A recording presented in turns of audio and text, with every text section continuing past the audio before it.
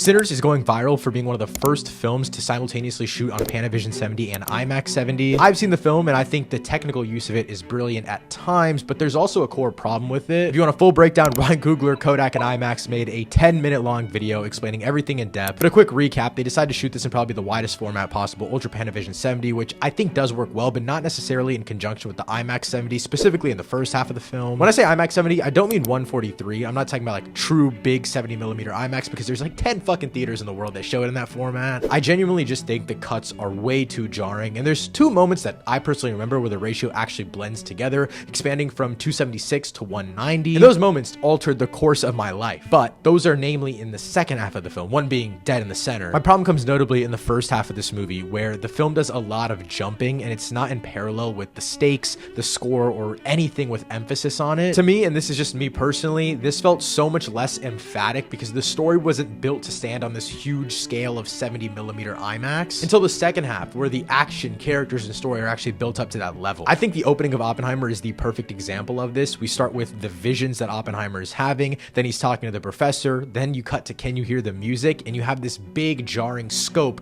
of what IMAX 70mm can give you. All of my gripes aside though, the fact that the true IMAX lineup went from Nolan to now Coogler to back to Nolan with the Odyssey shows that this is a format that storytelling aids, and the second half of Sinners moves at such an insane and brilliant pace on a technical and story level. I can't fathom not have been seeing this in IMAX.